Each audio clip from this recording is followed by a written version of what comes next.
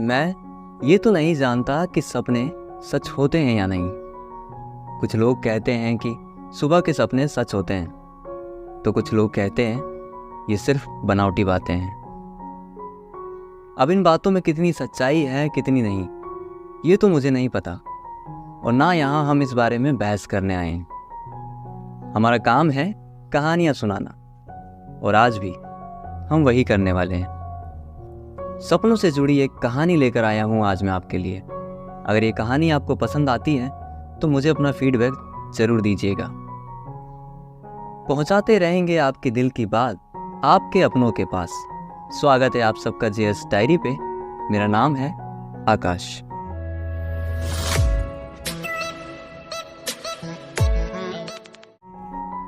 सबसे पहले आइए आपको कहानी के किरदारों से मिलाते हैं। रोहित, जो कि एक कंपनी में काम करता है, और उसका दोस्त विशाल, जो वहीं पास एक हॉस्पिटल में अपनी जॉब करता है।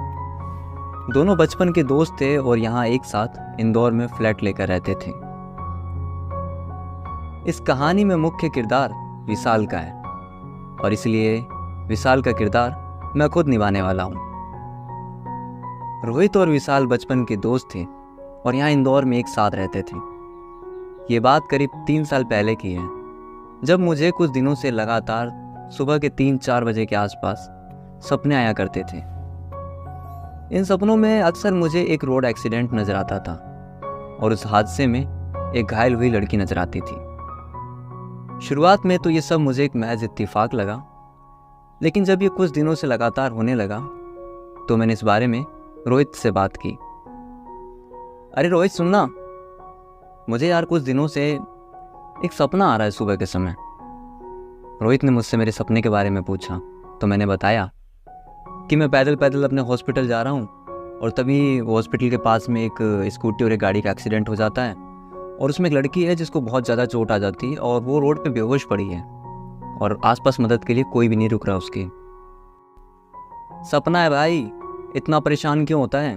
छोड़ना, नाश्ता कर, मुझे ऑफिस के लिए लेट हो रहा है। और तुझे क्या आज हॉस्पिटल नहीं जाना? अरे जल्दी कर भाई मेरे। बस ये बात किसी तरह आई गई में निकल गई। अगले दिन फिर वही घटना, फिर से वही सपना। इस बार मैंने सुबह रोहित से बात की। भाई ये नॉर्मल नहीं है, तू समझ रहा है ना? उसने कहा, यार मुझे लगता है कि शायद तेरे साथ कुछ बुरा होने वाला है। सुन, तू थोड़ा अपना ख्याल रखना आजकल। रोहित तो ये बोलकर निकल गया, लेकिन मुझे ये बात अब परेशान करने लगी। मैंने इस बार हॉस्पिटल में ही किसी बुजुर्ग आदमी से इस बारे में बात की। उन्होंने मुझे बताया कि हो सकता है ये कोई संकेत है, या शायद मेरे दोस्त रोहित की बात सच है कि कोई तो दुर्घटना होने वाली है। मुझे ये सब बातें ज़्यादा समझ नहीं आती, इसलिए मैंने इन बातों को आई गई में कर दिया। कुछ दिनों तक ऐसा ही चलता रहा। मुझे वो सपने आते रहे, मैं रोहित को बताता रहा, पर बीच बीच में रोहित मुझे कई बार उस लड़की के बारे में पूछता, तो मैं बस ये कह देता कि यार मुझे उसकी शक्ल याद नहीं है, और ना मैंने ऐसी लड़की कभी देखी है। वो सब कुछ धुंधला सा था मेरे लिए। खैर, ये सब इसी तरह चलता रहा, और इसी बीच करीब 3 महीने गुजर गए। मेरी यह 15 दिन के लिए नाइट शिफ्ट थी, तो मैं पूरे दिन तो सोया रहता और शाम को 7 बजे हॉस्पिटल के लिए निकल जाता, और फिर सुबह 8 बजे वापस अपने फ्लैट पर आ जाता था। अब मैं और रोहित बहुत कम समय के लिए मिल पाते थे, क्योंकि वो सुबह 8 बजे ऑफिस के लिए निकल जाता, तब मैं वापस आता, और वो शाम को 6 बजे वापस आता, तब मैं हॉस्पिटल के लिए निकल जाता। रात भर हॉस्पिटल की ड्यूटी के बाद मुझे सिर्फ दिन में सोने का टाइम मिलता था। इसी बीच मुझे कई बार वही एक्सीडेंट वाले सपने आया करते थे, पर अब मुझे आदत सी पड़ गई थी। एक दिन मैं शाम के वक्त हॉस्पिटल जाने के लिए निकला, तो मेरी बाइक का टायर पंचर था। मैंने सोचा कि आज हॉस्पिटल पैदल चला जाता हूँ, कल दिन में वापस आकर बाइक को ठीक करवा लूँगा। सोचकर मैं पैदल ही हॉस्पिटल के लिए निकल गया। हमारे फ्लैट से हॉस्पिटल करीबन 2 किलोमीटर दूर था, और वक्त ढलती शाम का था। धीरे धीरे शहर रोशनी में डूबता जा रहा था, और रोड लाइट्स भी अब जलने लगी थी। मैं अभी हॉस्पिटल से करीब 1 किलोमीटर दूर था, और अभी शाम के वक्त इस जगह से आने जाने वाली गाड़ियां थोड़ी कम हो जाती है। सड़क शांत थी, इसलिए मैं बस ऐसे ही चले जा रहा था कि तभी एक लड़की मेरे बगल से स्कूटी में निकली। मैंने ध्यान नहीं दिया और अपने रास्ते पर चलता रहा। वो स्कूटी मुझसे करीब 10 कदम दूर गई होगी कि तभी सामने से आती कार के आगे गाय आ गई, जिस वजह से गाड़ी डिसबैलेंस हुई और स्कूटी में जा लगी। हादसा बड़ा था।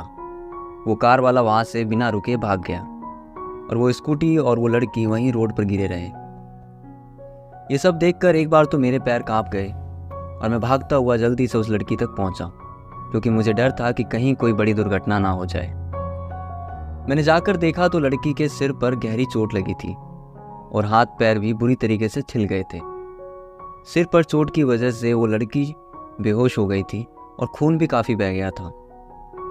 मैंने जैसे तैसे स्कूटी को किनारे खड़ा किया और अपने हॉस्पिटल से एम्बुलेंस बुलवा कर उस लड़की को हॉस्पिटल पहुंचवाया।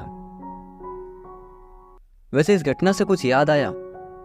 हाँ, वही मेरा सुबह का सपना। ये आपको तो समझ आ गया, पर उस वक्त ये मुझे समझ नहीं आया था। हॉस्पिटल पहुंचते ही लड़की का इलाज शुरू हो गया, लेकिन वो अभी तक बेहोश थी। उस लड़की के पास फ़ोन था जिस पर कुछ देर बाद एक कॉल आया। मैं वहीं पास में था, क्योंकि इलाज करने वालों में हम ही थे। तो फ़ोन मैंने उठाया तो उधर से जो आवाज़ आई वो उस लड़की के पापा की थी।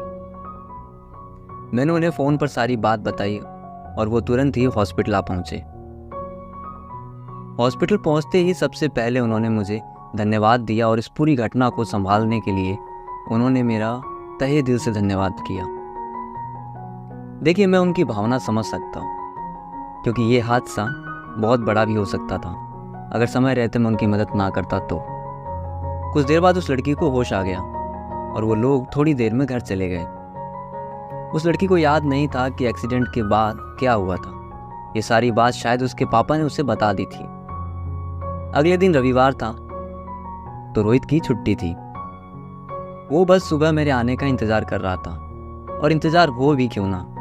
पिछले 6 दिनों से हमने हंसी मजाक नहीं किया, हम घूमे नहीं, हमने मस्ती नहीं की। मैं भी सुबह जल्दी से घर पहुंचा और हमने साथ बैठकर चाय पी। चाय पीते पीते मैंने रोहित को कल शाम के उस एक्सीडेंट के बारे में सब कुछ बताया। रोहित चाय पीते पीते रुका और मुझसे बोला, तू सच कह रहा है? मैंने कहा, हाँ भाई। उसने कहा, मतलब वो तेरा सपना जो था वो सच हो गया? मुझे अब जाकर ये याद आया कि वो सब मेरे सपने जैसा था। मुझे अब जाकर ये याद आया कि ये जो सब कुछ हुआ ये मैं पहले ही अपने सपने में देख चुका था। हमने इस बारे में ज़्यादा बात नहीं की, हम अपनी ही बातें करने लगे। रविवार बीता, फिर अगले दिन से वही सब काम। करीब 3 दिन बाद मैं दोपहर में जब सोया हुआ था तब किसी ने मेरे घर की घंटी बजाई।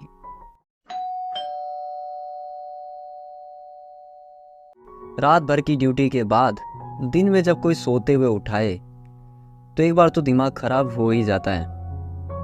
जब दरवाजे की घंटी 3 से 4 बार बजी तो मुझे ना चाहते हुए भी दरवाज़ा खोलना पड़ा। दरवाज़ा खोला तो बाहर एक छोटा सा लड़का खड़ा था।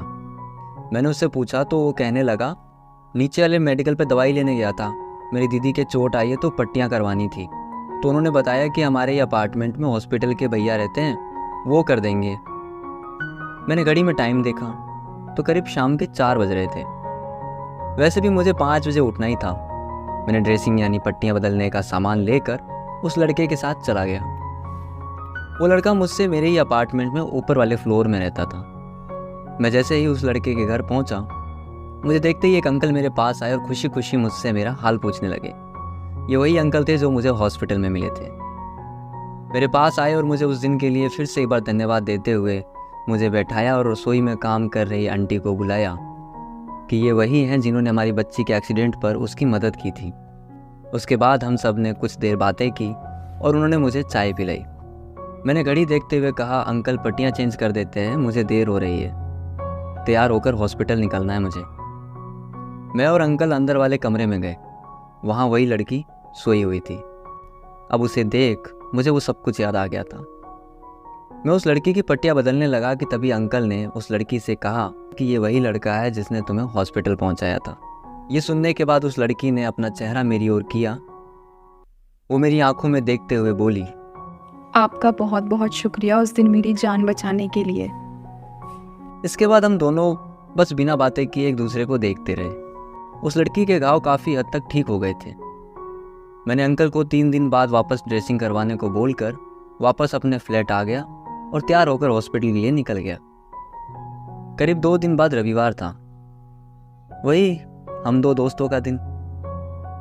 हम छुट्टी वाले दिन ऐसे ही बैठे मस्ती कर रहे थे कि हमारे दरवाजे की घंटी बजी। रोहित दरवाज़ा खोलने गया तो सामने वही ऊपर वाले फ्लैट की वो एक्सीडेंट वाली लड़की खड़ी थी। वो अपने गांव की पट्टियां बदलवाने आई थी। मैंने उसे देखा तो कहा, अरे आप क्यों आए? मुझे बोल देते, मैं खुद आ जाता। आओ बैठो यहाँ पे आराम से। अरे नहीं, मैं ठीक हूँ। आपका बहुत बहुत शुक्रिया, आपने मेरे लिए जो कुछ भी किया। मैं आपको और परेशान नहीं करना चाहती थी, इसलिए मैं खुद ही चली आई। रोहित चाय बनाने लगा था और मैं नीचे मेडिकल से पट्टियां लाने चला गया। मैं आया तो देखा मेरी चाय ठंडी हो रही है और ये दोनों आपस में खूब हंसी मजाक किए जा रहे हैं। मैंने चाय खत्म की और उस लड़की की पट्टियां बदल दी। फिर मैं उसे उसके घर पर छोड़कर वापस आ गया। इसके बाद मैं और रोहित दोनों बाहर घूमने चले गए। अगले दिन शाम को 7 बजे मैं तैयार होकर हॉस्पिटल के लिए निकल रहा था कि तभी मेरी नज़र फिर से मेरी गाड़ी पर पड़ी तो उसका टायर आज फिर पंचर था। मुझे फिर थोड़ा सा डर लगा। वही वो पुराना सपना याद आया कि कहीं वक्त एक बार फिर खुद को दोहरा ना दे। मैं पैदल निकल पड़ा और जैसे ही कुछ दूर चला उसी मोड़ पर जहाँ वो हादसा हुआ था, फिर एक स्कूटी की आवाज़ आई। मैं सीधा चलता रहा। वो स्कूटी मेरे पास आई और रुकी। एक लड़की थी दुपट्टे से चेहरे को ढके। आवाज़ आई, वैसे आज का सपना क्या था आपका, और आप कहीं जा रहे हैं तो मैं आपको ड्रॉप कर दूं?